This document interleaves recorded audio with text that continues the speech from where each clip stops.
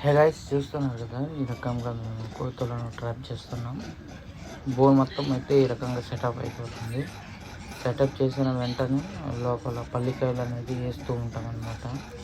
ఆ పల్లికాయలు వేస్తే ఆ కోతులు అనేది కొన్ని దూరుతున్నాయి, కొన్ని బయట బెదురుతాయి. ఎందుకంటే ఆల్రెడీ కొన్ని కోతులు పట్టి ఉన్నాం కాబట్టి అవి బోన్లో నుండి కొన్ని గొడవ పడుతుంటాయి బయటకి. కొన్ని అయితే డైరెక్ట్గా లోపల పోయి తింటూ ఉంటాయి. మనము ట్రిప్ చూసి వేయాలన్నమాట.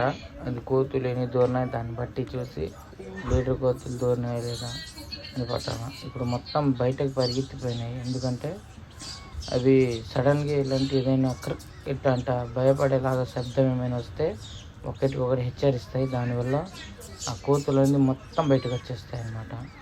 దానివల్ల ఈ రకంగా ప్రతి కోతి దూరుతున్నాయి చూడండి. ఇలా కోతులు దూరిన వెంటనే మనము చూసి పట్టేయాలి. ఇట్లా పట్టిన వెంటనే కోతులు అనేది పడిపోతూ ఉంటాయి గైస్. ఈ వస్తుంది లడ్డు కోతి. ఆ లడ్డు కోతి వచ్చి లీడరే మిస్ అయినాడు. ఆల్మోస్ట్ మొత్తం పడిపోయినాయి కొన్ని. చూద్దాం దగ్గర వెళ్ళి.